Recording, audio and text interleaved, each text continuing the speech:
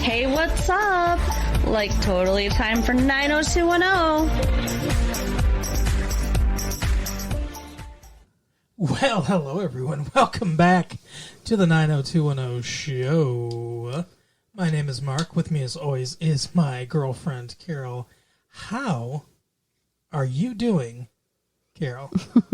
Hey, what's up? Not much. We've had a good week here. It is January 31st, 1996. Yeah, it is. It'll be February. Where did January go? It's almost no idea. Gone. December seemed to last 1,000 years. Right? And now January is just going real fast.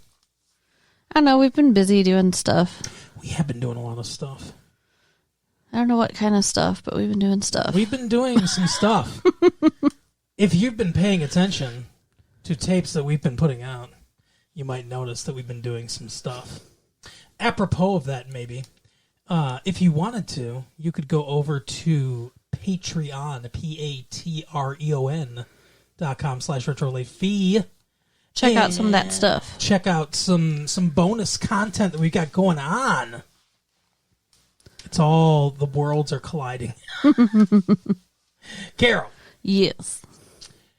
What did we do this week that we want to talk to people about? It's a trivia question for you. Well, we made a bonus episode. No, I'm talking about specifically on this show. Oh, she's stumped. I really am. She is stymied here. What are you talking about? We watched 90210. Well, of course we did. Well, let's talk about it. That's what we do every single freaking week. So let's talk about, what do you want? Let's talk about the mall. Have you been shopping at the Limited? No. I've been shopping at Claire's. And I've been shopping Spencer's Gifts. That's what I like. That's the kind of lowbrow shit I go for. Right? Express. Ooh, Express. Express is my jam. The Limited, that's like where like you shop for working in an office. I don't know what you're talking about. Is it really? Yeah. I don't know much about women's fashion or women's clothes. I just remember my sister, when she was a teenager about 10 years ago in the 80s, that was the place to go, is the Limited. Yeah, not anymore. Oh, all right. They've grown up. Yes. Seems like they do have some limits then, I guess. I guess so. It's where you get the more conservative clothes. Right. I guess if you wanted to be wild, you'd go to the Unlimited. Sure. So we watched Now to Know this week. We did. See, I was jumping ahead of you with that. Usually that's what I go on some weird digression about something or another, and then you go, so we watched 90210 this week, to pull me back in. Kind of like how sometimes I have to hold you afloat when the ship is going back and forth. Right. So this week was kind of a big episode, though. It was a big episode. I believe it was called Back in the High Life again. Yeah. Miller High Life is being passed around by everybody. If you recall, the last episode ended with the news that Jack McKay, Dylan's father, was being paroled. That's right. Turn on Channel 6, everybody. So this episode, we're starting with Dylan in the car, in the limo, that picked his dad up from prison. They're drinking Miller High Lifes. Having a good time. They are not. His dad, like an beer. asshole, is drinking whiskey or whatever. Yes. And, doing cheers and shit with Dylan, who's drinking water. Yeah, and he's like, we're going to party. Talking about Cheers, TV show. What an ass. How much did I miss? He said Diane left Cheers? I missed that while I was in jail. Sure. Now it's Rebecca? I don't get this anymore. Because they don't have TV there. He just throws a fit. I mean, he was talking about some stupid, thing that he read to help him decorate his cell. It sounds like it was a pretty schwanky schwanky? Yeah. Is that when you get excited, but it's also high class? When you get an erection in a tuxedo. It's called a schwanky. There you go. You'll find a lot of schwankies at prom. So, yeah, his dad moved back into the hotel that they were living in before. What's it called? It's called the Bell. Is It sounds like Bel Air, but it's not Bel Air. I don't want to say age, but it's something like that. I don't know. Bellage. The Bellage, that's right. Yeah, it's Bellage. the Bellagio. But not. It's just the Bellage. The Bellage. It's the Bellage Hotel. And his dad is so slimy. They get out of the limo, and there's all these reporters there. He's at a cocktail party, but it's reporters, basically. Right. And they're asking... Did you pay a bribe to get out of jail? Well, I don't have that much money, Chuck. Gives them the finger guns. Yeah, I mean, it's just disgusting. Like, what about all those people who are starving on the street and they're suing you for millions of dollars? Well, I'll talk to my lawyer. I've been out of touch for a little while. In case you hadn't heard. Yeah, it was bad. Yeah, he's been throwing zingers. Maybe come out of the limo and be like, I feel very bad about everything that happened. I made some mistakes. I was with some unsavory people. Sam Giancana got me girls. It's a Rat Pack reference for those of you that are familiar with Chicago crime in the 1950s. Yeah, I was a little lost there. But yeah, so then he tells Dylan he wants to have a party and he should invite all his friends. Mm-hmm. Yeah, he says he wants to have a party. Jack McKay. He wants to have a party because he wants to invite everyone he knows from his Rolodex and see, as he says, see who's still with me. Right. See who my friends still are, basically. Well, guess who shows up? Nobody. The guy he pays, his lawyer. That's it. Well, and the girl he's sleeping with. Yeah. And the girl who wants to sleep with Dylan. That's right. Kelly. So that's it. Yeah. They have literally more wait staff than guests. Everybody opts out for some reason or other. Steve's like, I got a basketball game to go to. Which Brandon says I got to work. Yeah, Brandon validly, I guess, had to work, although he got out in plenty of time. Steve had literal tickets to a game where he was sitting behind Jack Nicholson. Yeah. So, no, I don't think he should have given that up. Hey, Steve, why are you such a dirtball? I can't really do a Jack Nicholson, but... David had to study because, David's just a big party pooper. They're trying to push him through the season and say, he's just studying so you can take him to college, but they don't let him do anything. Right. It's kind of annoying. They should have him take tests, or maybe there could be a subplot where it's like, we didn't realize David's a genius. Right. He never applied himself, but now that he wants to get some trim, he's...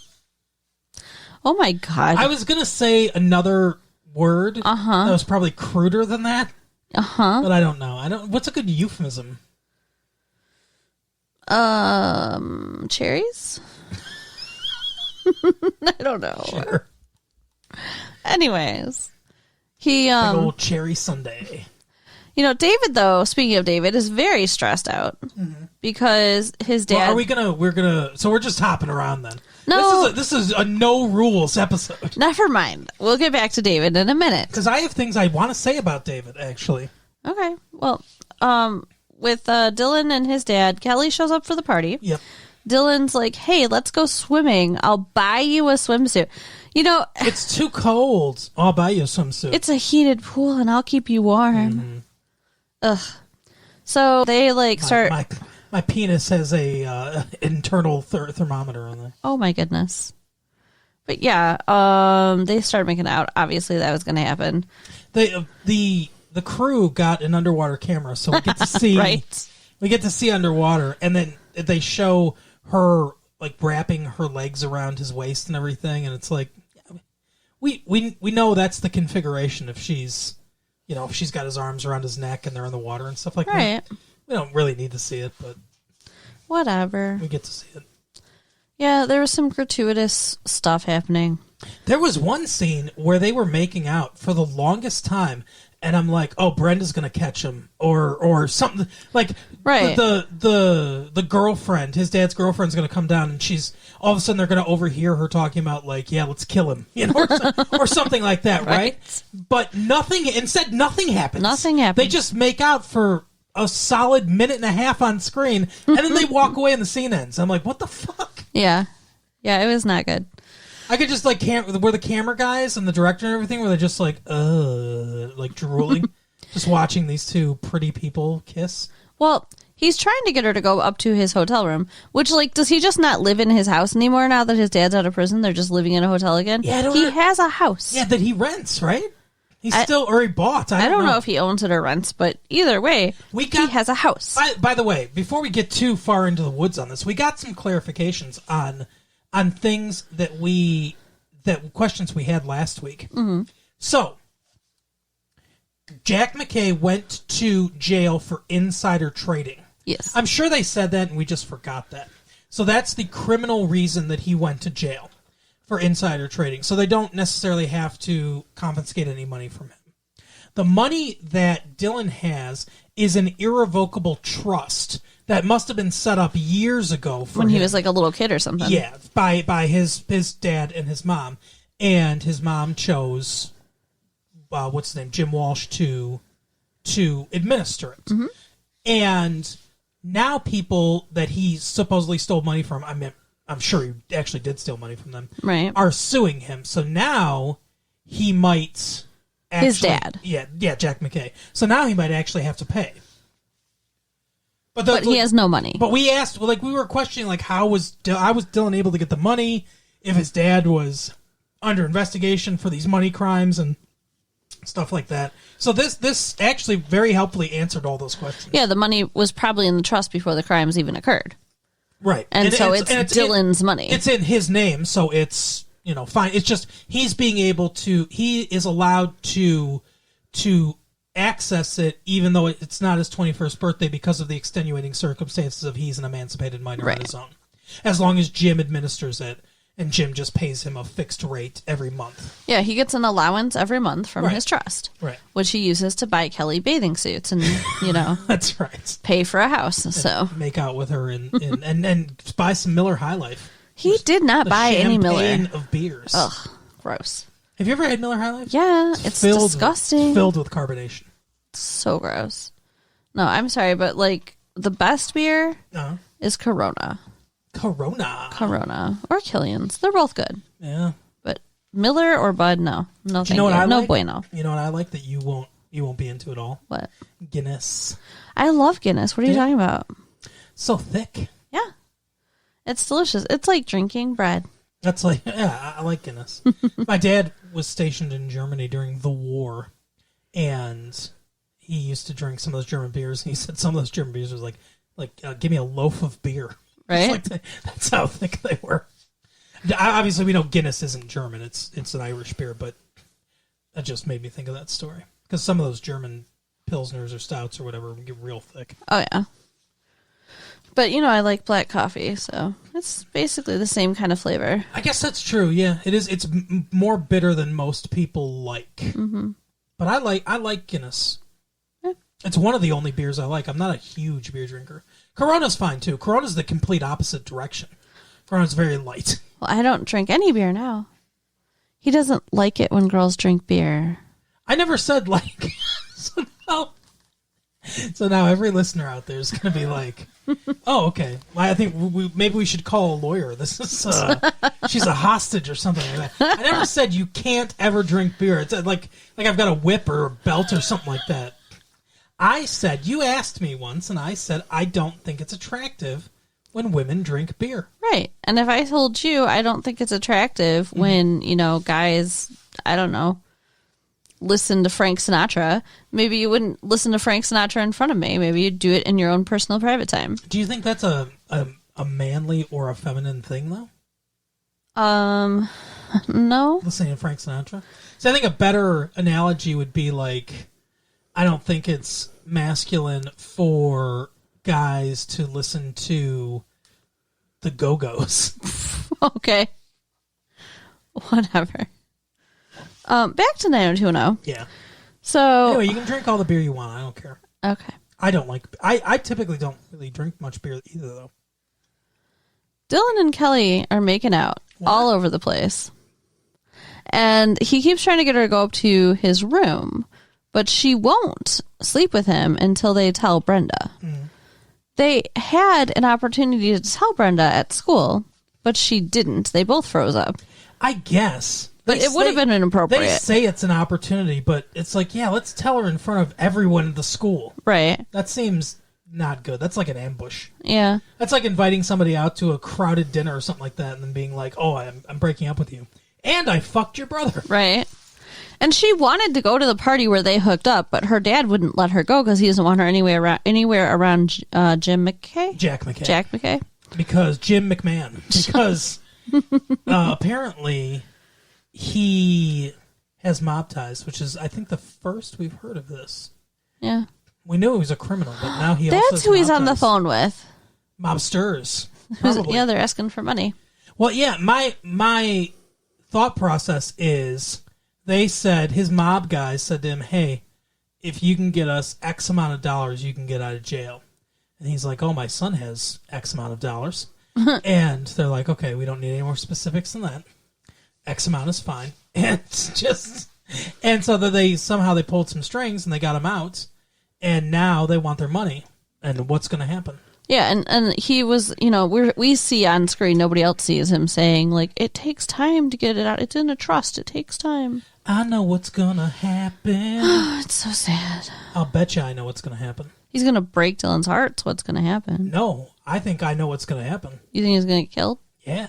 Because we know he's not around. Unfortunately, this is one of those things where we get spoiled a little bit. If we had started watching this live, I wouldn't think this. But I know he's not around. And now I know he has mob ties that he probably owes money to. So my guess is, and anyone that's out there that's caught up to the show can tell me if I'm right or not, I guess. You can write into retrolatefee.com and tell me if I'm right. My thought is that he's going to come close to stealing money from his son. And then he's going to stop and have a change of heart and be all nice guy about it and say, I'm not going to steal the money from my son. And then the mobsters are going to murder him for not paying them. We'll see. So that's basically what's going on with them, except, okay, at the end of the episode, Kelly and Dylan go to Brenda's house. Yep. And they say, let's take a walk. Let's take a walk. Let's go Why? outside. We need to be in public because they won't want to be murdered. That's why. There's too much cutlery behind Brenda in that kitchen. So Too much easy access. Right. So they tell her, and she doesn't want to hear anymore after he says, I chose Kelly. Unfortunately, they were walking by an artesian well, so she was able to just drown them. Oh, my God. But, I mean, I think it was really selfish of them to force her to hear all of it. Don't you? No. I mean, well, yes. Yes and no. So, Dylan's point of view, you and I have somewhat differing points of view on this. But Dylan's point of view is, because they tell her also, after telling her that Dylan chose Kelly, that she was the girl that he was kind of sneaking around and seeing in the summer. Right. And when they talk about this, Dylan says that can't do anybody any good to tell her, which I know you agree with. I do. And Kelly says, I can't lie. She's my friend. I can't lie to her anymore, which I can see too, although that's not really the reason. See, here's my point of view. If it were me, I'd want to know. Right. I don't like to be in the dark. I don't like to not know things.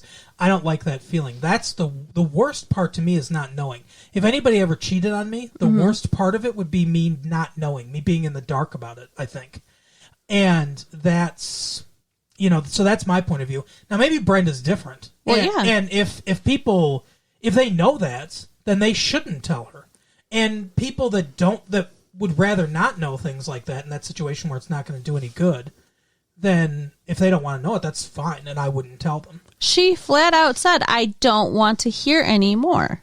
That's true. You're right. So, yeah, I agree. And Kelly said, well, you're gonna, because we can't stand to not tell you anymore. Yeah. That was selfish. I agree with and you. hurtful. I agree with you. That is selfish. So they told her all about it, and she says she hates them. And she never wants to talk to them again. Which we know, obviously, is not going to be the case forever. Although it does seem like Brenda and Kelly have this, rivalry. What did you call it before? Frenemies? Frenemy relationship, yeah. But yeah, I mean, Brenda literally seems like a kid, with her building blocks, I'm going home now, I'm mad, and I'm sad. Yeah, she's kicking over the sandcastle and saying, I'm taking my pail and I'm going home. It's, not okay anymore, dudes. Right. Yeah. I thought you were... The one thing that did break my heart is just, I thought you were my friends. Yeah. I was like, oh, Brenda.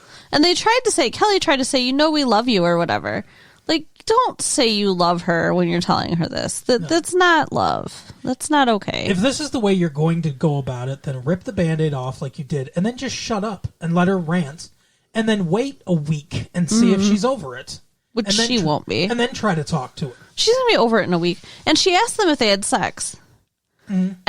And Kelly immediately said no. So, I mean, I guess that they really are supposed to have not had sex. And Dylan smelled his fingers. I just hit him in case you wanted to know. It hurt too. Ugh, gross. Seriously. Well, I'm just saying that Dylan looked like maybe that was a lie. Don't you think? No. Oh, okay. You think he looked like it was a lie? I don't know. What the fuck do I know? I'm Nothing. Just here to get hit. Nothing.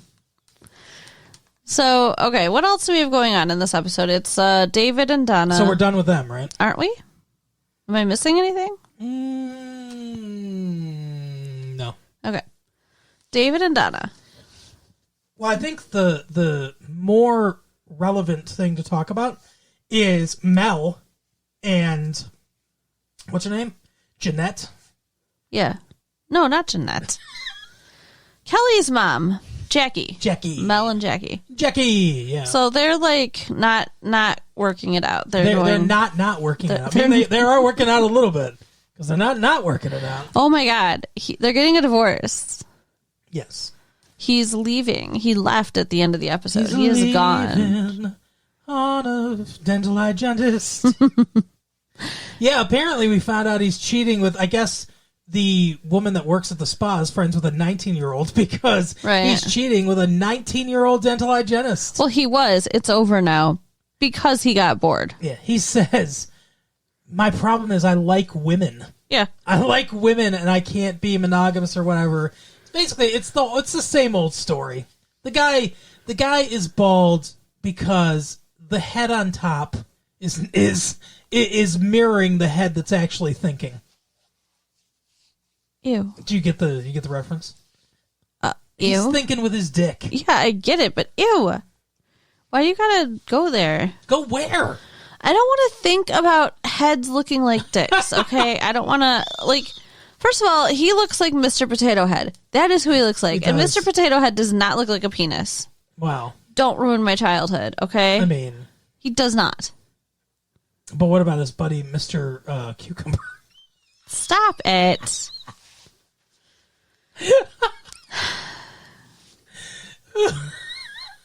Anyway. But David's the one who's like really suffering here because I know, but let's talk about Mel and Jackie. Okay, talk for a more. minute. You're the one who has shit to say. I don't have anything to say on so this. they're like you said, they're going through stuff. She's basically like, fuck you. She's like, oh, I'd hardly call a 19-year-old a woman. Right. And I guess this is the same thing that he did with his ex-wife, David's mom.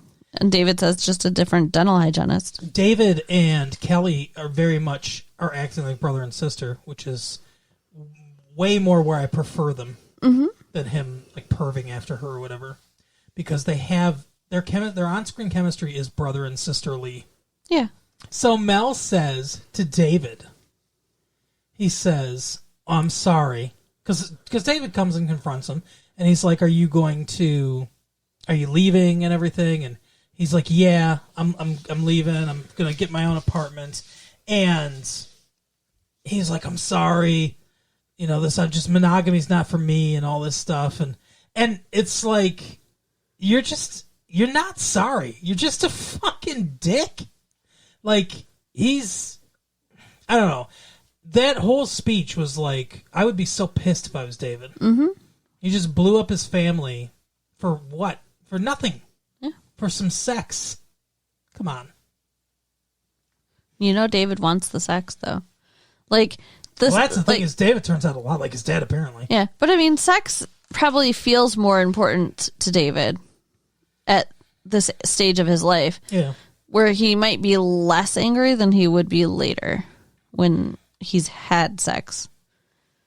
I don't follow. You think that... What do you mean? Right now. That seems like it would be the opposite. Right now, he's a virgin. He's dating a virgin. He wants to have sex, and he can't because, again, he's dating a virgin. Right. So I think that he's maybe dating the more producer's daughter. understanding. That's why I can't have sex. Because he hasn't had sex and wants to, than he would be later, like, looking back maybe as an adult, he might be like... Yeah, okay, I see that. How could you? Because it's just fucking sex. I could see that where he might be more understanding now, but he doesn't seem super understanding. He does not. Seems pissed. You're right. But anyway, I thought that Brian Austin Green's acting in this scene was really good. Like, I think he's beginning to come into his own as a character in this show. So I was impressed. So Brian Austin Green, tip us a wink if you're out there or whatever. He was talking a lot about like how it's not fair that he's going to be separated from his little sister. Mm-hmm. Yeah. And he really is a really good brother. Like he helps like take care of her when she cries and stuff. And I don't think most teenage boys would do that. I don't either. He's a special kind of guy. Aside from the cheating that happens later. Carol's got cartoon hearts in her eyes right now. Oh, gross. No, I don't. Anyway. Only for you. Right. So what did you want to talk about with Kelly and David and everything? With Kelly and David? You mean Donna and David? Well, Donna and David, yeah, go ahead. Nothing really. I really kind of meant Kelly and David. Okay. And you already talked about that? But I mean, okay, Donna and Andrea, there's the one little thing going on there where Andrea... Oh, and Brandon has a thing, too. But yeah, Brandon has a thing, for sure. So, yeah, Brandon is full-blown addicted to gambling now. Oh, so we're going to Brandon now? Andrea gets her hair dyed by Donna, and it doesn't look any different at all. It looks I think it looks a little more red. A little. Very little. And I think you can see it, and maybe most of us can't. Oh, yeah, that's possible. He has some interesting eyesight. Yeah, I see every shade is the same. Color deficiency. Every shade of red looks exactly the same to me. Every shade of blue looks exactly the same to me. So I don't see shades. I just see red, blue, green, yellow. Did her hair look brown and then look red? Yeah. So, like, they really dyed her hair? There was a noticeable difference to you? To me, it looked brown at the beginning and it looked red at the end. Wow. See, it really doesn't look different. Like, it's such a subtle change. Wow. Yeah. It's interesting because it looked very different to me. It's so weird too because they say you have a deficiency, but you're able to tell differences or the true color of things much easier than I can. Well, I can tell what the primary component of a color is better than a lot of people. Yeah. 'Cause some people will say like, "Oh, that's a blue green" or whatever, and I'll be like, "Well, that's mostly blue because blue is because I see it as blue." Right. But yeah, so no, the only other thing that I really wanted to mention is that David's upset because he doesn't want to move back in with his mom in Portland, Oregon. Right. And he doesn't want to stay with his dad in some skeezy bachelor pad where he brings the next general hygienist he's going to fuck home. Yeah, that would be awful. And he wants to stay with Kelly. He wants to stay, who he looks at as his sister now. He wants to stay with Erin, his actual sister. And he's very nervous and just out of sorts about what's going to happen to him. Yeah, I would be too. And the resolution of that is the baby's crying. They walk in, Kelly and Jackie walk in, and he's already in there with a bottle feeding the baby. And he's like, "Oh, she's my sister." And he's like, "Oh, I'm already missing this and everything." And people have told him you should ask if you can stay and things like that, but he feels too nervous to, and he doesn't feel like it's his place or whatever. And Kelly says, "How come David has to leave?" And Jackie says, "He doesn't. He can stay." Yeah. And she says, "That's your sister, and where her home is, your home is." So, and he says, "Oh, what about my dad?" And she's like, "Yeah, he owes me a favor." So. It's kind of weird the way she says it, though. It's almost like, he owes me something, and it's you. Right. I don't know. He cheated on me, and now I get his son. Right. It is written in the blood oath that we took with the devil when we got married. You know what, though? I Did think... you notice your dad was a Satanist? David's like, I did see all those pentagrams in his office. I thought that was just a dentist thing. Think that his dad is going to be happier without him anyway. Oh, ouch. I mean... What a mean thought. No, I mean, his dad's an asshole, and he's very selfish. His dad's an asshole that looks like a dick. And he wants to sleep around. So why does he want his teenage son there? Yeah, I agree. So, yeah, I think that it will work out better for everyone. His dad is an asshole that looks like a dick, and he says to all the girls, look at this face, 'tis good, and they say, taint. Ew! So it's all the... What is wrong with you? The whole undercarriage, right? No, just duh. I mean, yes, that's what it is, but duh. Anyway, I tried to work cloaca in there somewhere. What? You know what that is? A cloaca? That's an all-purpose hole.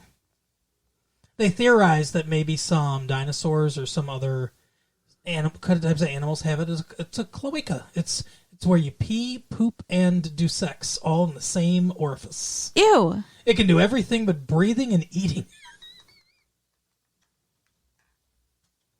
That's what a cloaca is. Make that leave my brain. Make a cloaca? No. A human being? God. I'm not a mad scientist. Now I'm just picturing serial killers. Yeah, no, exactly. Okay. Which serial killers in particular? Or just random? You're making up serial killers in your head. I'm imagining a serial killer who cuts cloacas into people's bodies. The cloaca killer. Maybe the worst nickname ever. Our word of the day. When they finally catch him, he's just like, it's more efficient. I'm not deranged. This is how things should be. Ew. Yeah. So, Brandon. He's a gambling fool. Yeah. And apparently, Nat's booking all his bets, which I didn't realize. Because he's not 18. Is he? Did they turn 18 yet? Sure, he's not 18. And the legal gambling age in California for betting on sports is 0 because it's not legal to bet on sports in California. So his age probably doesn't matter as much as the fact that sports betting is not legal in the state of California. But yeah, he asked Nat to put a bet on a game. Mm-hmm. Brenda wants to talk to him about what's going on because she doesn't even know about Kelly and Dylan yet. She's just upset she can't go to the damn party. Yeah, we're going back in time now. Yeah. And he totally blows her off because he's watching the game that he's got the money on. Yeah, he's betting on the Cleveland Cavaliers because he's an idiot. But he somehow wins. But yeah, he wins, and Nat forgot to place the bet. I don't think Nat forgot to place the bet. When he asked, he said, "Hey, I want to put $100 or $1, as he calls it, on the Cleveland Cavaliers." And Nat's like, "Well, that's a pretty steep bet. That's a lot of money." And he's like, "Yeah, it's a sure thing or whatever." And Nat says there's no such thing as a sure thing. Right. So then later, when he says, "Hey, did that bookie come around because I want to collect my money?" Nat's like, "Oh, I forgot to place the bet. We got so busy." Now, maybe he really did get busy, but I'm thinking that he was so sure that Brandon was going to lose this bet, right? And it was for so much money that he just didn't book it because he didn't want him to lose the money. Which maybe that's what he means when he says he was keeping an eye on him later. Because then, yeah, Brandon's upset with him. Who was with him? Steve. Who's like, "Oh, he never forgot to place the bets when you lost." Yeah, he indicates that maybe Nat's working with the bookie, or that Nat's just pocketing his money. Yeah. Oh, yeah. I guess that's true. That's probably what he's saying. Which is just a terrible thing to say, and Nat wouldn't do that. Yeah, Nat could have left the game completely. And then he walks in and tries to give him the money from his own pocket because he feels bad. And Brandon says, "No, I want you to pay me back, but not in money." I know, my mind went somewhere and Nat too. starts blushing and saying, "I've always dreamed of this day, Brandon." And he says, "I want that guy's phone number." He's like, "Oh." So he says, "Oh, I don't know. It seems wrong to give you this grown man's phone number." Well, he says, like, right now, I can keep an eye on you. I don't know about just letting you do this without me. Right. So, but he does give him the number. And yeah, now Brandon's all who? set. What are we talking about? Brandon. Brandon. Fuck off. Did you have a stroke in the middle of that sentence? Maybe. Wow. So yeah. You're so mean to me. I know, but it's fun.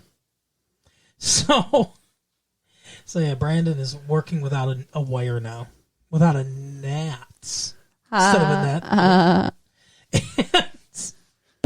And yeah, he says that. Yeah, watch that. The microphone's right there. Ow.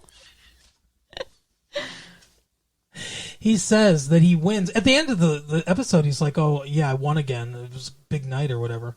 And he says to Steve, "Do you still think that betting on basketball's a sucker's bet?" And Steve goes, "Yeah, I do." Because you're gonna lose eventually, Brandon. Yeah. And then Andrea walks in with her red hair, and everyone's like, "What? What's changed? What's different?" It's not different. It's like in the movie Beaches, when Bette Midler dyes Barbara Hershey's hair for the first time. What she died? And this is back in like the 70s or whatever. So holy shit! How old do you think Beaches is? No, but I mean it takes place back in time. Okay. I was gonna say Beaches came out like 10 years ago. No, it's supposed to be in like the 70s, I think, or the early 80s when they're doing their hair. Maybe, I don't know. And it's been a long time. Because they're like young, yeah. Beaches. Anyways, she's like, we spent the entire night dyeing your hair the exact same color. And she's like, it's a subtle difference. And she's like, I don't think so. That's what happened to Andrea. Wow. That was so worth it to relive the classic memories of that scene. Shut up. Just to say the same thing that we already said. You're so mean to me. I love you. I love you too. Yeah, I'm mean to you. You called me a gross person and an asshole last week. I did. Which is why this week all you've gotten is you're mean. Oh, because you're pulling back. I'm being nice. Oh, well, I'll be nice next week. We'll alternate. We'll never be nice. Unless it's a leap year, we'll never be nice in the same week. Okay, sounds good. That's what makes this relationship work. Anyway, so I think that's it, right? That's everything that happened. That's all the stuff that's fit to print in 90210 world. Mm-hmm. All right, well, then that is our episode for the week. Carol, tell people how they can be people. You can definitely be people by going to our website at www.retrolatefee.com. That is a thing you can do. Write to us at latefee1994 at AOL.com. We'd so appreciate it.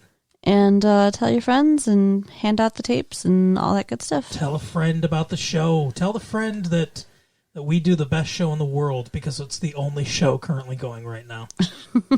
And because it's 1996. And also go to patreon.com/retrolatefee. Show my buddy some love too, because my buddy that created this website in its beta test in January of 1996 is he's hoping to one day launch this nationally across the entire country, maybe via the internet, or the world, I guess. We'll see what happens. Yeah, maybe he'll make it big one day. Maybe we'll make it big one day, Carol. Maybe. All right, we'll see you next time. Bye. Bye.